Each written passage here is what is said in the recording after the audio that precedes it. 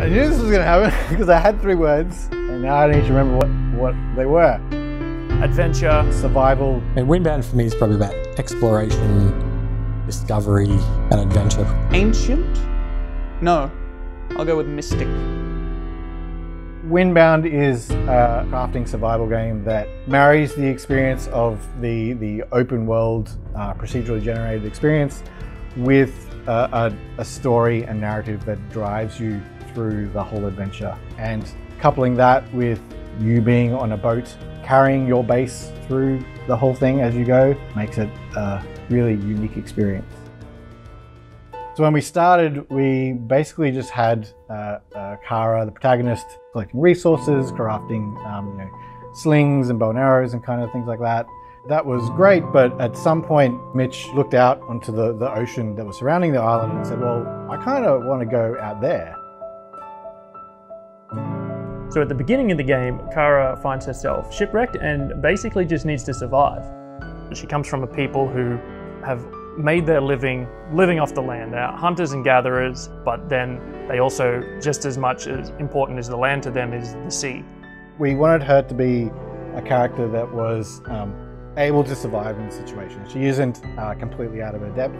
So when she washes up on shore, she knows what she needs to do to hunt and gather food to survive. She knows the resources she needs to start crafting her initial canoe and to start crafting sails and to eventually get off that first island onto the next and the next until she can eventually make her way back to her family.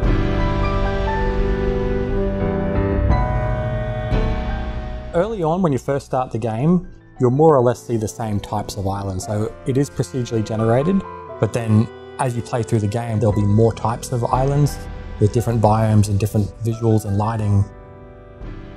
It's quite intentionally very friendly early on, and then as you progress through the game, you'll start getting introduced to more obstacles within the environment, both the environment itself and the creatures, that make things feel more hostile. So as the player goes through, they'll go through forests and deserts and swamps and savanna-y kind of landscapes. And every player will see that differently, going more into the belly of the beast as you're going through it.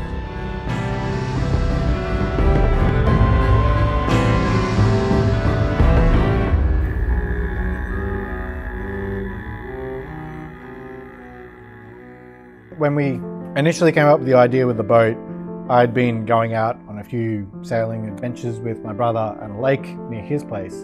And as soon as we mentioned the idea of putting a boat into the game, I immediately wanted to try and replicate having that experience of really raising and lowering the sails and tightening the sails in and out. Once you get your head around how that actually works, is really rewarding and a really fun experience. The boat was a great way to have players be able to still get that level of commitment and investment in something that they care about and rely on, but also be able to not feel tied down to one single location. Obviously there are still risks involved, like you've got reefs and you've got rocks and you've got waves and all that sort of thing, which don't play nice with a boat, but you're never tied down to one place. You rely on your boat to not only collect resources, but it's also your way to get back home, ultimately. Working on the creatures especially, I think is probably my favourite part, as well as being the most challenging. They've all got this level of kind of a bit of familiarity, but they're also very obviously distinct and different from the things you might expect to see. The blink, the sort of little rabbit thing, that's actually just me going like, and you speed it up, you get this sort of thing. Rather than being covered in regular fur, you'll see on their ears, they've got like these sort of, we call them blink fronds. They're almost like a feathery type of thing. And you'll use that for crafting your arrows and things like that. The pond wampers, which will fire toxic sort of sludge at Kara and temporarily poison her or anything else that's around. It's got this big burp, it does. And so I actually had to do this sort of sound and slow that right down. And then it sounds like this giant, tremendous burp.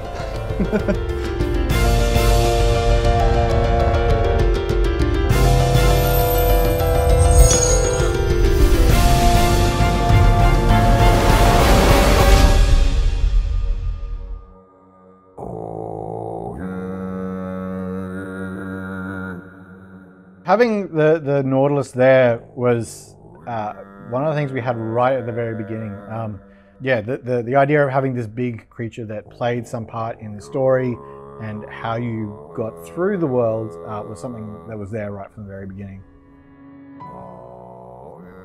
The Nautilus, she finds out more about it as she plays through the game, and more about the world that she's in and the nature of the storms and everything around her. It's obviously got a lot of power behind it. It's something that gives the impression of being ancient. Perhaps doesn't take kindly to the presence of Kara or her tribe sailing so closely. I would hesitate to say more than that without just telling you what happens at the end.